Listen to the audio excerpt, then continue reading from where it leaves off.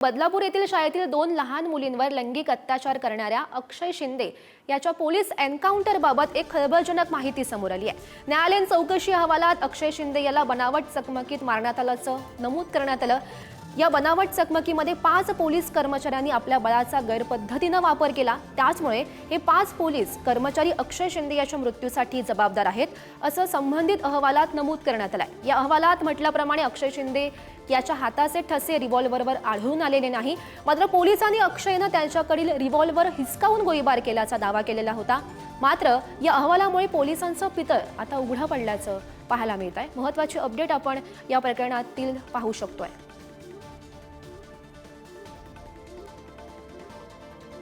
आणि या संदर्भात अधिकची माहिती जाणून घेऊयात। आमचे प्रतिनिधी निकेश शार्दूल सध्या आपल्यासोबत आहेत। निकेश, महत्त्वाची आणि मोठी ही घडामोड म्हणावी लागेल। अक्षय शिंदे याचा एन्काउंटर फेक असल्याचं आता पाहायला मिळतं, त्यामुळे पोलिसांच्या आता अडचणी वाढण्याची शक्यता आहे।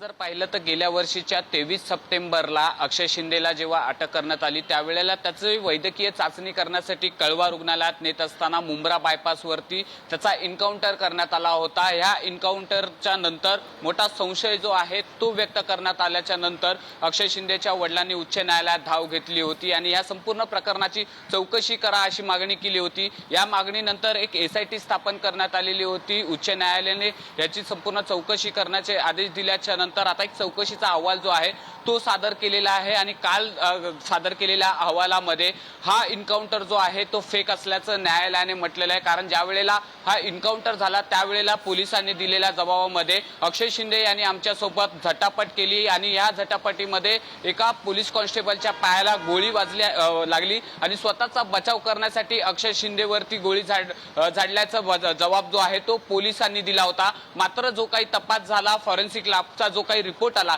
त्या रिपोर्टमध्ये जी रिव्हॉल्व्हर वापरण्यात आली त्या रिव्हॉल्व्हरवरती अक्षय शिंदे याच्या बोटाचे ठसे नसल्याचे जे आहे ते सांगण्यात आलेलं आहे। त्याचप्रमाणे पोलिसांनी त्यांच्या बळाचा वापर देखील केल्याचं जे आहे ते सांगण्यात आलेलं आहे। त्यामुळे या संपूर्ण प्रकरणामध्ये त्या गाडीमध्ये असलेल्या 5 अधिकाऱ्यांवरती दोषीचा ठपका जो आहे तो न्यायालयाने ठेवलेला आहे। त्यामुळे आता अक्षय शिंदेचे जे काही वकील आहेत अमित कटारनवरे आणि त्याचे अक्षय शिंदेचे आई वडील आज मुंब्रा पोलीस ठाण्यामध्ये येणार आहेत। न्यायालयाची जी काय ऑर्डर कॉपी आहे ती मुंब्रा पोलीस ठाण्यामध्ये सादर करणार आहेत आणि ही कॉपी सादर केल्याच्या नंतर नेमकी आता या 5 पोलिसांवरती नेमकी काय कारवाई होते, त्यांच्या काय चौकशी आहे, महत्त्वाची बाब म्हणजे या संपूर्ण प्रकरणामध्ये नेमकी काय माहिती समोर येते हे पाहणं महत्त्वाचं असणार आहे। हो, नक्कीच निकेश, या घडामोडींवर असंच लक्ष ठेवून राहा। तुर्तास धन्यवाद दिलेल्या सविस्तर माहितीसाठी।